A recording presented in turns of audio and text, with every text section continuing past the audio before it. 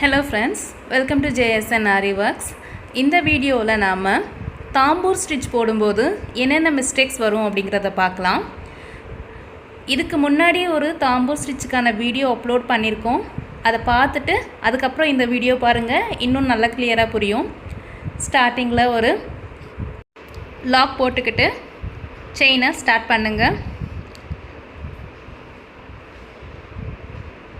Starting பிகினர்ஸில் இருக்கவங்க ரொம்ப நெருக்கமாக குட்டி குட்டி செயின்ஸாக போடாமல் கொஞ்சம் பெரிய செயினாக போடுங்க.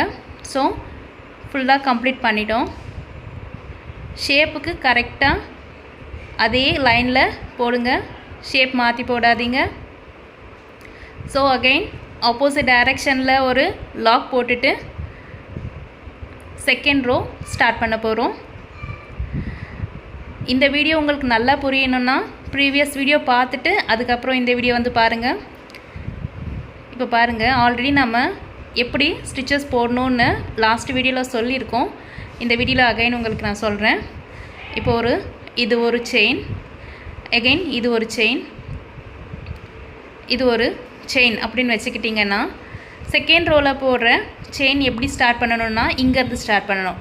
அதாவது ஃபஸ்ட் செயின் நடுவில் செகண்ட் செயின் நடுவில் ஒரு செயின் சந்து புள்ளி கோணம் வைக்கிற மாதிரி போடணும்.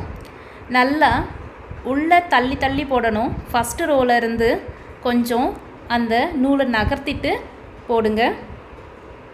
இதை தான் நான் ஃபஸ்ட்டு வீடியோவில் கிளியராக சொல்லியிருப்பேன். அதை பார்த்துட்டு அகைன் இதை பார்த்திங்கன்னா ரொம்ப கிளியராக புரியும்.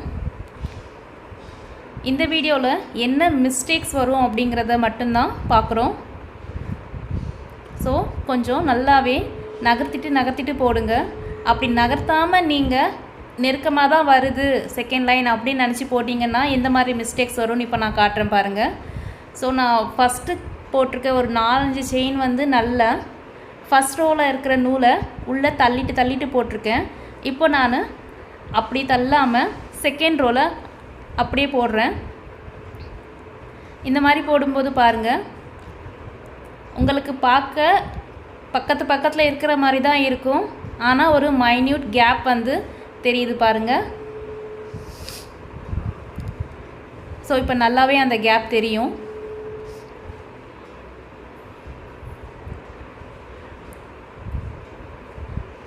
நெக்ஸ்ட்டு தேர்ட் ரோ ஸ்டார்ட் பண்ணுறோம். அதுக்கு கரெக்டாக ஆப்போசிட்டில் ஒரு லாக் போட்டுட்டு கொண்டு வாங்க.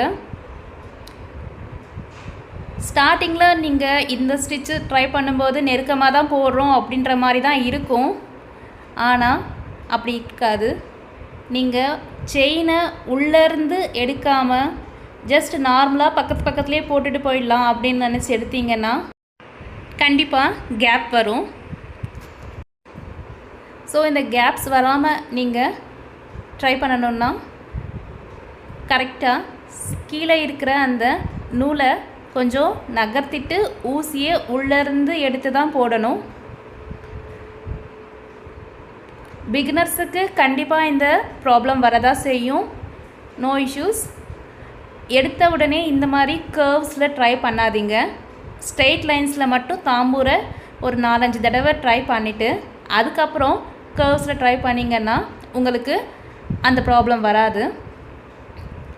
எல்லா ஸ்டிச்சுக்கும் இது ரொம்ப இம்பார்ட்டண்ட்டான ஸ்டிச். ஏன்னா ஃபில்லிங்கில் இதுதான் மெயின். ஒன்று ஃப்ளாட் லோடிங் ஃபில்லிங்காக கொடுக்கலாம், அப்படி இல்லைன்னா இந்த தாம்பூர் தான் ஃபில்லிங்காக கொடுப்போம். உங்களுக்கு கீழே அந்த கர்வ் வரும்போது நெருக்கமாக கொடுத்துருக்க மாதிரி தான் இருக்கும், ஆனால் பாருங்கள் உள்ளேருந்து கொடுக்காததால் எவ்வளோ கேப் வருதுன்னு பாருங்கள். இது பேசிக் ஸ்டூடெண்ட்ஸ் எல்லாருமே பண்ணுற காமனான மிஸ்டேக்ஸ் தான். ஸோ எனக்கு இந்த ஸ்டிச் வரலைன்னு யாரும் ஃபீல் பண்ணாதீங்க. எடுத்த உடனே இந்த மாதிரி திலகம் ஷேப்போ இல்லைனா ஃப்ளவர்ஸ்லேயும் ஃபில் பண்ணாமல் ஸ்ட்ரெயிட் லைன் போடுங்க.